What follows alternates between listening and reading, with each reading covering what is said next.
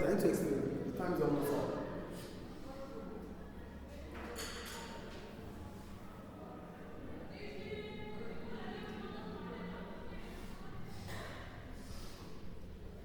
So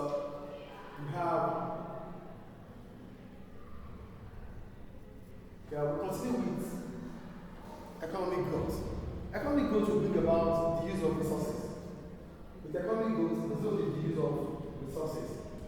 So now, the point is, it is on us to decide if we continue to use these resources or we think about sustainability, which is conservation.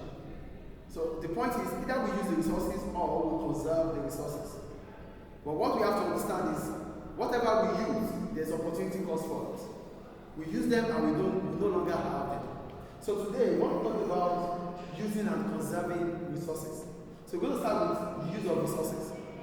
The use of resources increases economic growth. Because resources are being used in an economy, it increases output. So we are using these resources because we want to create goods and services within the economy.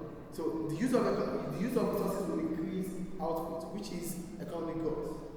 The use of resources can increase output, which in turn improves the current economic balance of payments through increase in exports. Because now we produce more goods and services, we can as well sell to foreign customers. And because we can sell to foreign customers, that increases or that improves our current account balance of payments. Balance of payments is total export minus total import. Are you with me, please? Because our output is increasing, it allows us to export goods. Because we can't use it all here. We have to export. And when we are able to export, it improves our balance of payments current account. High output can increase tax revenue, which in turn be used for infrastructure. Because we are producing goods and services within the economy, we are able to increase taxes. There's going to be employment opportunity. There's going to be profits made by exporting firms. We're going to continue to buy goods and services. And this will in turn increase government revenue through taxes. So because government is able to generate revenue through tax, we will be able to improve infrastructure, even education, healthcare. These are things government will be able to do because government is generating revenue from taxation due to economic growth. Do you get it? And as infrastructure is increased, improvement in infrastructure will attract foreign direct investment, leading to further economic growth.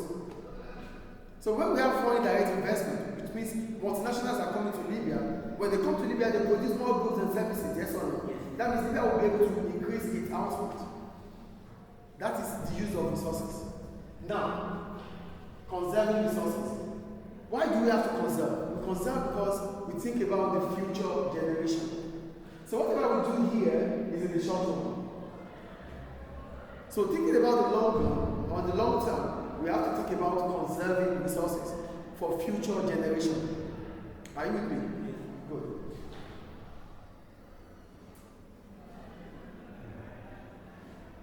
Okay. So conserving resources ensures that resources are available for the future generation. That is conserving. So it is on us, like I said earlier, to decide if we want to conserve or we use resources.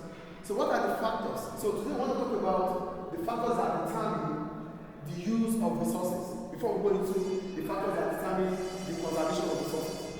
So for the use of resources, the first factor that determines it is high demand. If the economy is rapidly growing, demand for goods, demand for energy, demand for raw materials will increase.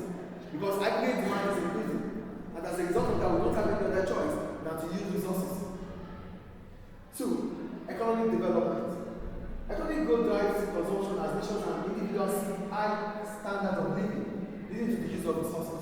Because the economy is growing, income level is increasing. Everybody wants quality goods and services. And because we want quality goods and services, large amount of resources will be used to provide us with services of quality and goods that have quality.